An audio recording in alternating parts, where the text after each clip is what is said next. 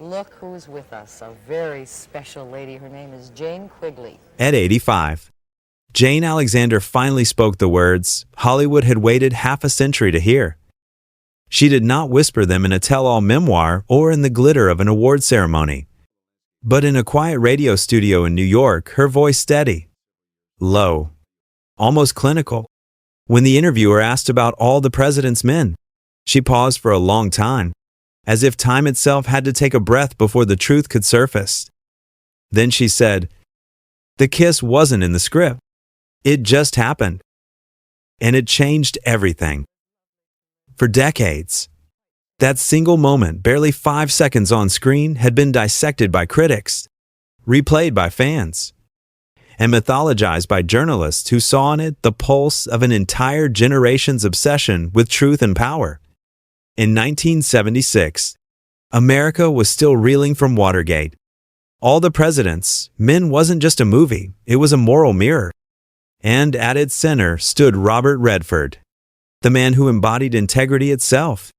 To the public, Redford was not merely an actor, he was an idea calm, composed, the voice of conscience in a cynical world. Jane Alexander, on the other hand, was the actress who seemed to breathe intellect and restraint. Together, they represented reason triumphing over corruption, light breaking through the shadows of politics. But behind the lights, something else was unfolding. On that Washington set, filled with typewriters and cigarette smoke, two people found themselves tangled between performance and reality. What began as professional precision slowly bled into emotional truth. When the camera rolled for that fateful scene, Redford leaned closer, not as Woodward, the journalist, but as a man who had carried too many secrets. The kiss that followed wasn't choreographed. It was an accident of honesty, a fracture in control. And in that instant, every line between duty, desire, and fear blurred.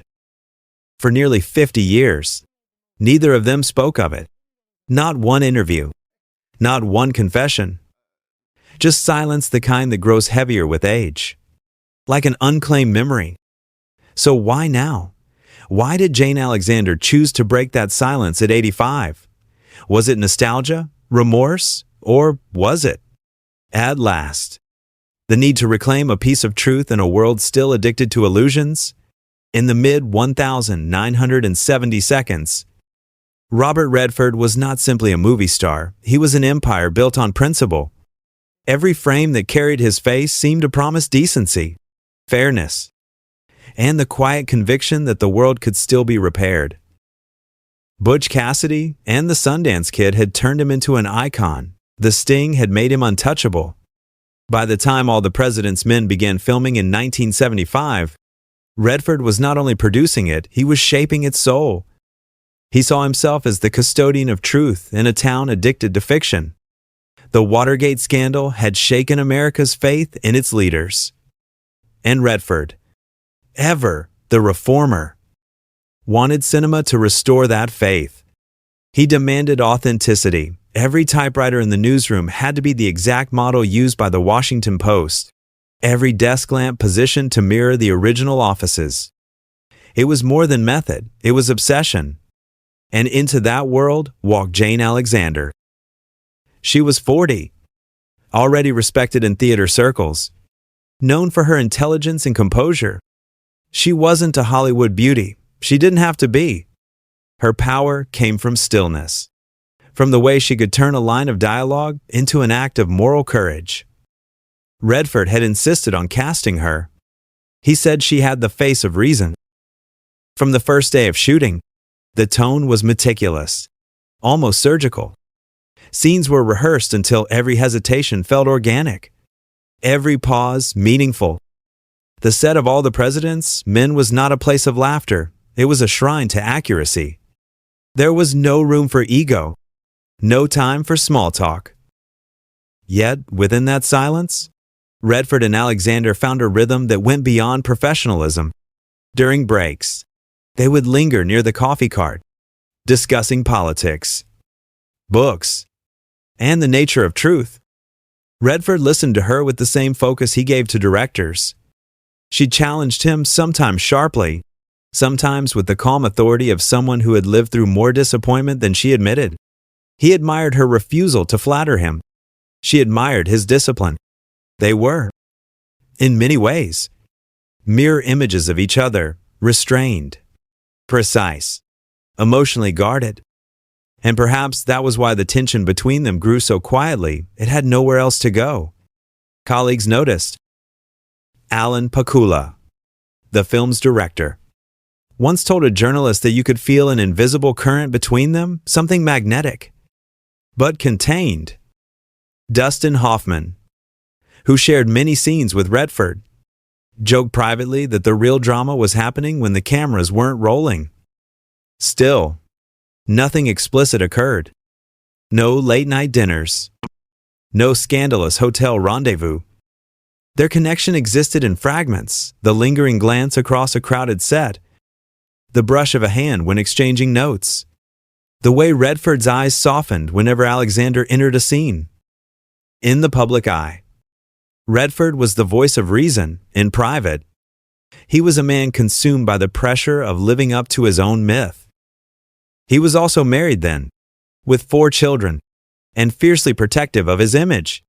Jane Alexander, too, was navigating her own boundaries, a devoted mother, a thoughtful artist who believed intimacy at work could blur one's moral compass. Yet, something in that film awakened both of them. The story of 2 journalists fighting to expose a government's lies mirrored their own inner struggle to stay honest, even when truth was dangerous. The more they rehearsed, the less they acted. Their dialogue about deception began to sound like confession. There was a scene where Redford's character, Bob Woodward, stares at Alexander's character for a moment too long, as if weighing trust against fear. When Pakula called cut, nobody moved. The air was charged, brittle. Redford finally broke the tension with a joke, but the look in his eyes betrayed something else, an ache he would never voice. To the crew, it looked like 2 professionals in perfect sync. To them, it felt like standing on the edge of something irreversible. As weeks passed, Redford's control began to crack. He spent longer in post-production meetings, working past midnight, fine-tuning dialogue that no one else thought needed fixing. Jane kept her distance, sensing that the energy between them, whatever it was, had begun to frighten him. When the film wrapped, they hugged briefly, a formal gesture between colleagues who had shared a masterpiece. Yet even in that moment, there was a trace of something unfinished, like a question left hanging in the air. Then came the premiere. The world hailed All the President's Men as a triumph. Critics called it the conscience of a nation. Redford was hailed as a moral compass for post-Watergate America. Jane Alexander received an Academy Award nomination, her quiet strength immortalized in the role. They smiled for photographs, answered journalist questions with poise, and never mentioned the kiss that had never been written. Behind the cameras, though, both knew something had shifted. They had crossed a threshold without meaning to. Their connection, forged in silence and professionalism, had touched something neither could name. Hollywood adored the illusion, the perfect film, the perfect star, the perfect moral. But illusions have cracks. And those cracks, invisible at first, always widen with time. Years later, Redford would joke in interviews that All the President's Men was a film about obsession, made by obsessed people. What he didn't say was that his own obsession, perfection, control, moral purity had cost him the chance to be vulnerable. Jane Alexander, meanwhile, returned to the stage, to the measured world of theater where emotion could be performed safely, then left behind. But she carried that kiss, the one that wasn't in the script, like a line of dialogue she never got to finish. As the years turned into decades, their paths diverged, their mythologies solidified. To the world, They were colleagues bound by respect to each other. They were ghosts of a moment when truth and desire had briefly collided and both had chosen silence. When Jane Alexander looked back at 1976, she often described it as a season of containment. Everything around her, her performances, her family, even her public image was built on discipline. But discipline, she would later admit, is a beautiful form of loneliness. In the months following All the President's Men, that loneliness took on a different shape. The film's success had elevated her to a new level of recognition. Yet, instead of joy, she felt a quiet dissonance.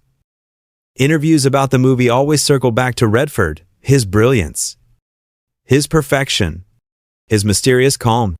Every question about him became a mirror she didn't want to look into.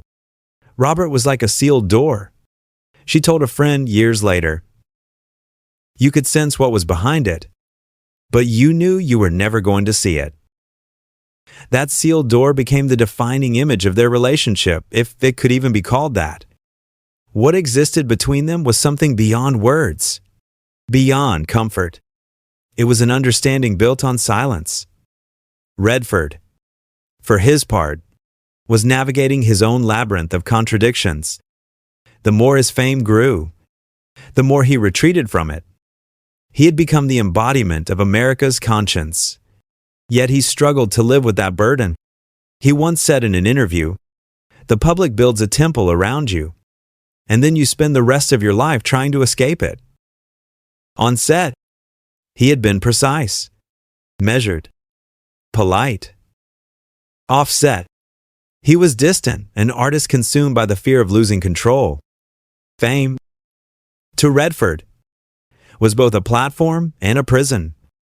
And Jane Alexander represented everything he longed for, but could not allow himself to have: authenticity without performance. In the rare times they met after the film, usually at events or industry gatherings, their conversations were brief, courteous, professional. But beneath every "it's good to see you" was an unspoken ache, the acknowledgement of something that had existed for only a moment and yet refused to fade. There were nights when Jane would wake suddenly, her mind replaying that unscripted kiss. Not the act itself, but the moment before the hesitation, the breath they shared, the invisible question in the air. She realized, much later, that it wasn't desire she missed, it was recognition. For one heartbeat, they had both been unguarded, human, fallible. It was, she would later confess, the only moment in Hollywood that felt real. But reality has a cost. After the film, Jane's marriage began to falter under the weight of emotional distance. Her husband accused her of being elsewhere emotionally, mentally. She denied it. But in truth, a part of her had remained in that newsroom set in Burbank, trapped in the amber of unfinished emotion. Redford, too, carried the ghost of that moment into his later work. His performances became quieter, more introspective. In Ordinary People, his directorial debut, critics noted how he portrayed grief as restraint, love as silence. What they didn't know was that he had long understood that language. The connection between Redford and Alexander never evolved into scandal, but it lived as an absence, an unfinished story that both honored and haunted them. For Redford, it was a reminder that authenticity could not coexist with control. For Jane, it was proof that truth without vulnerability is only half a truth. Decades passed. Hollywood changed. The world changed. And the myths surrounding All the President's Men solidified into legend. Younger actors cited it as the gold standard of integrity in cinema. They studied Redford's composure, his ability to command a scene with a single look. None of them knew how much that look had cost him. Then, in her 80s, Jane began to write again essays, reflections, fragments of memory. In one unpublished piece, found among her notes, she wrote. We filmed a story about the search for truth, but none of us dared to live it. I think of him sometimes not with longing, but with understanding. We were both frightened of being seen. Those words distilled the essence of what neither had ever said aloud. It was never about romance, or even regret. It was about the terror of exposure. Both were children of an era that equated privacy with dignity. To admit feeling was to admit weakness. And so they hid behind perfection, worshiped professionalism, and mistook silence for strength. The tragedy of their story was not that they loved and lost, but that they loved and never dared to begin. Jane's revelation at 85. Then was not a confession, it was a release. The words "the kiss wasn't in the script" were not gossip, they were liberation. It was her way of reclaiming the truth from myth, of saying, yes, it happened. Yes, it mattered. But no, it was never about desire. It was about honesty. In interviews that followed, journalists tried to draw her into sentimentality. She refused.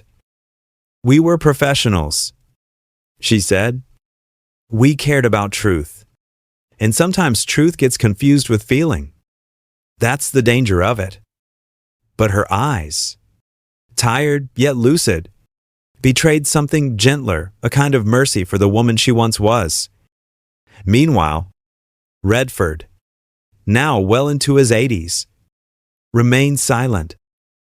When asked about Jane's statement, he neither confirmed nor denied it.